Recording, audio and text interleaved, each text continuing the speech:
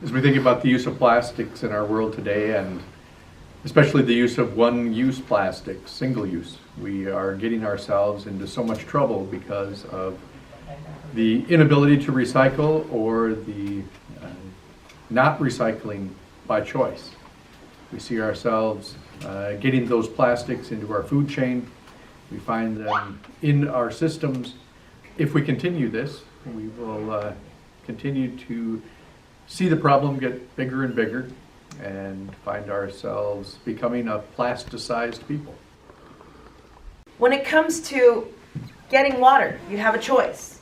You can drink from a bottle, or you can use a reusable cup from a larger dispenser, or even from the fountain, which is usually healthy if you're on a metropolitan water supply in California. I sometimes want a different thing, so I will recycle the bottle from the water and use it in a project in my garden. These are very easy to do with this size bottle, or even better with juice bottles. Like so. Safely put away the blade.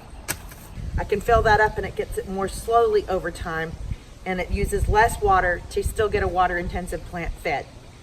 And that's how you repurpose plastic to have a second use. As a Green Faith Synod, we have opportunity to celebrate together that God created and said it is good, and entrusts us with the care of creation. And we can learn to take care of creation, to honor it, to celebrate it, when we begin as little children. All of us at our congregations can really use whatever we do with little children, with toddlers, with elementary school, teenagers, and we can learn from them the preciousness of creation, because they know how precious and important it is. Beautiful. Yeah. Yeah, it's hard not to have tears. Yeah. Can you believe that there are Californians that do not have access to clean water? On the other hand, most of California has great tap water that's often safer than the water you find in plastic water bottles. Plastic water bottles contribute to climate change. We don't really have a plastic recycling problem, we have a plastic generation problem. So see if you can't switch out those plastic bottles.